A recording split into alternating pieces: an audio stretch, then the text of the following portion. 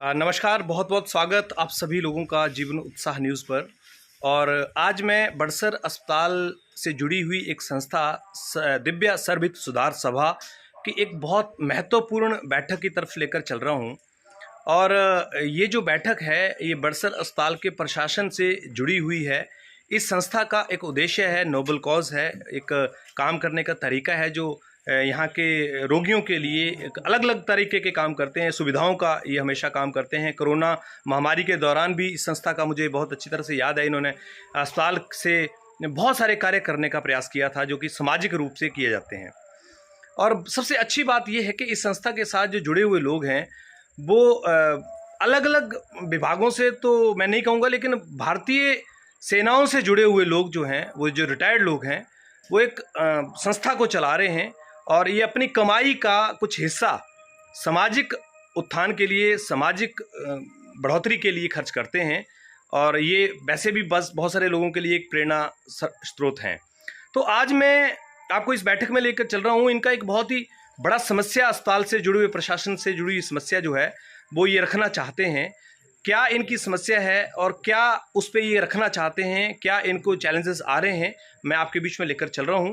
तो मैं आपकी बात कराऊंगा आज इस पूरी कमेटी से, लेकिन यहाँ के जो कमेटी के अध्यक्ष हैं मदन लाल जी, कैप्टन मदन लाल जी, उनसे मैं पहले आपकी बात कराऊंगा। क्या उनका ग्रीवियंस है, क्या उनका अस्पताल प्रशासन के साथ मतभेद चल रहा है। तो चलिए आपकी बात कराते हैं और समझते हैं इनसे पूरे विषय को। जी हमारे बीच में, कैप्टन साहब बताएं क्या आपकी समस्या है अस्पताल प्रशासन को लेकर और क्या आपकी संस्था करना चाहती है। सबसे पहले तो मैं अपनी दिव्या सर्वहित सुधार सभा की तरफ से मीडिया का धन्यवाद करता हूं, जिन्होंने हमारी आवाज़ को कम से कम सुना है। एज ए आर्मी रिटायरमेंट होने के बाद हमारी जो दिव्या सर्वहित सुधार सभा है वो एक NGO से जुड़ी हुई है और हम लोग बड़सर हॉस्पिटल में फ्री सेवा लंगर लगाना चाहते हैं, जिसमें हम कई बार BMO साहब से भी मिल चुके हैं, लेकिन हमारे को मानसिक तौर के ऊपर ही प्रताड़ित किया गया है, जबकि हम वो लंगर सेवा यहाँ पे देना चाहते थे। हमारे को हिमाचल सरकार ने ऑलरेडी इसमें पहले ही परमिशन दे रखी है, पर जब हम इनके पास जाते हैं तो ये हमारे से कई तरह के डॉक्यूमेंट मांगे हैं, वो भी हमने लगभग इनको पूरे करके दे दिए हैं और आज तक इनकी तरफ से कोई भी हमें क्लियर जवाब नहीं मिला है। जी, तो ये जो लंगर सेवा आप करना चाहते हैं, ये आपकी क्या अड़चन क्या आती है, क्या बोलते हैं BMO साहब? BMO साहब बता रहे हैं कि यहाँ पे मेरे को CMO के द्वारा अभी तक कोई भी रिटर्न जवाब नहीं दिया गया है, जबकि हम BMO साहब के पास गए, उन्होंने हमारे सामने बैठ के CMO साहब से बात करी और उन्होंने वीडियो कॉल के ऊपर, फ़ोन के ऊपर हमारे सामने ये बताया कि इनको आप परमिशन दे दीजिए, इनकी ऑलरेडी सरकार ने इनको परमिशन दे रखी है, ताकि ये अपनी जो वहाँ पे लंगर चलाना चाहते हैं रोगियों के लिए, वो बड़े ही समाज में सेवा खुश होकर देने के अनुकूल बने। जी, संस्था के और भी यहाँ पर पदाधिकारी बैठे हैं हमारे बीच में। अजीत दीवान जी, ये स्वयं एक टीचर, अध्यापक रिटायर्ड हैं। सर, क्या इस विषय पर आप बोलना चाहते हैं और क्या समस्या आपको लग रही है जो आपके प्रधान साहब ने बोली है बात, उसमें क्या आपको लगता है कि चीज़ें? सर, हमारी ये संस्था 2002 से समाज में, हॉस्पिटल में हर प्रकार की सेवा, अपनी सेवाएं दे रही है और अब संस्था चाहती थी कि यहाँ पर रोगियों के लिए फ्री लंगर की व्यवस्था कर दी जाए और सरकार का भी हमें एक पत्र आया था इस संबंध में, परंतु यहाँ के BMO मिस्टर ब्रजेश शर्मा और एक यहाँ पर और हैं क्लर्क, एक बलवीर जी, इन्होंने हमें घास ही डाली आज तक और अपना कोई भी स्पष्टीकरण नहीं दिया और ना ही हमें यहाँ काम करने की अनुमति दी। इससे भी बढ़ करके इन लोगों ने हम वरिष्ठ नागरिकों का मानसिक और शारीरिक शोषण किया है।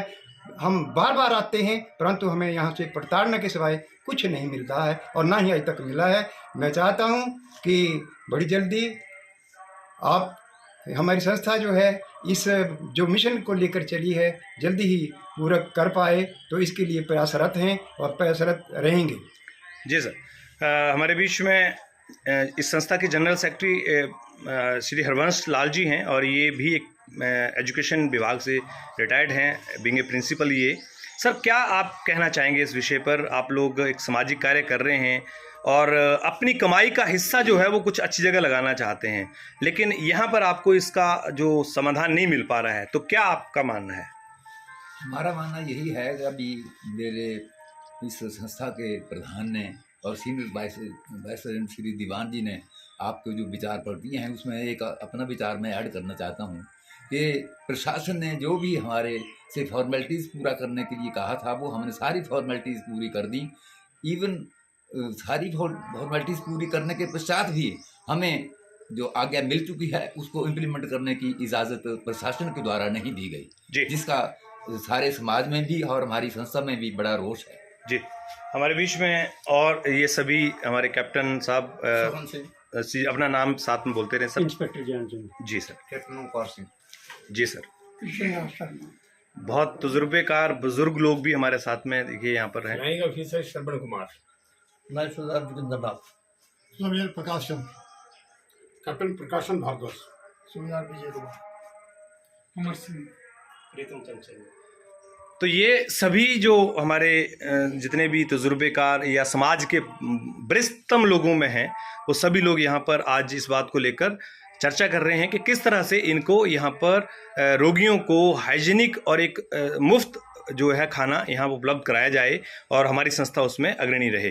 तो एक बार हमारे अध्यक्ष साहब से फिर मैं कहूँगा कि अंत में एक कोई मैसेज अगर आप प्रशासन को, सरकार को देना चाहते हैं। सर, मैं सरकार को यही मैसेज देना चाहता हूँ कि हमने राष्ट्र की सेवा की है और अगर भगवान हम सबको यहाँ तक वापस लेकर आए हैं अपने समाज में, तो हम क्यों ना इस समाज में अपनी सेवा दें, ताकि जो हमारे यहाँ पे रोगी हैं, मैं खुद हॉस्पिटल में एक बार आया और एक ऐसी बूढ़ी माँ मेरे को यहाँ पे मिली। उन्होंने बोला कि बेटा मेरे पास रजाई नहीं है। तो मैंने माँ को पूछा, मैंने माँ को बोला कि बेटा कोई गया है आपका रजाई लेने या नहीं? तो उन्होंने बताया कि बेटा गया तो है लेकिन अभी तक आया नहीं। इस चीज़ को हमने ऑलरेडी पहले यहाँ पे इम्प्लीमेंट कर रखा है कि बस्तर भंडार हमारा यहाँ है और हम देते हैं। और फिर हमारे यहाँ पे केवल शर्मा जी हैं, तो वो तब तक यहाँ आए और हमने वो बस्तर भंडार से सामान निकाल के और रजाई वगैरह उनको दिया। तो मैं ये चाहता हूँ कि ऐसे कई ऐसे किस्से होंगे यहाँ पे जो कि आज तक किसी ने सुध नहीं ली होगी। अगर हम लोग यहाँ पे अपने आप आगे इस काम को करना चाहते हैं तो मेरा ख्याल है बड़सर अस्पताल के जितने भी सीनियर यहाँ पे नुमाइंदे हैं वो हमारी मदद करें, ताकि हम इस काम को बड़ी ही खुशी से आगे बढ़ाएं। धन्यवाद। जैसे कि मैंने आप सबको यहाँ पर बात करवाई इस संस्था के सभी तजुर्बेकार अनुभवी लोगों से, मेरा बड़सर अस्पताल प्रशासन से ये निवेदन है कि जो भी समस्या इनकी है आपस में बैठकर इसको समाधान कराएं। जो नियमों के तहत काम हो सकता है उसको करवाने के लिए आप आगे बढ़ें। मैं कोशिश करूँगा बीएमओ साहब से भी इस पे चर्चा करूँगा। अगर आज ये चर्चा हो जाती है इसी वीडियो में तो अच्छी बात है, अगर नहीं होती है तो दोबारा इस पे ज़रूर बीएमओ साहब से वर्जन लिया जाएगा, उनसे भी पूछा जाएगा कि उनका इस पे पक्ष क्या है। और मैं सीएमओ साहब अग्निहोत्री जी से ये निवेदन करना चाहूँगा कि इनकी जो समस्या है, ये सभी लोग समाज के एक वरिष्ठतम लोगों में और ऐसे लोगों में गिने जाते हैं जिन्होंने समाज के लिए कुछ दिया है। और ऐसे लोग जब समाज के लिए देकर आज यहाँ पहुँचे हैं, अगर उनको इस तरह से निराश किया जाएगा विभाग द्वारा, तो फिर ये कहीं ना कहीं समाज के लिए एक सही संदेश नहीं होगा। तो मैं रमेश शर्मा व्यक्तिगत रूप से भी बीएमओ साहब से निवेदन करूंगा कि आप इसके ऊपर हस्तक्षेप करें और इन लोगों के अधिकार जो हैं, जो नियमों के तहत हैं, उनको दिलाएं। बहुत बहुत धन्यवाद आपका।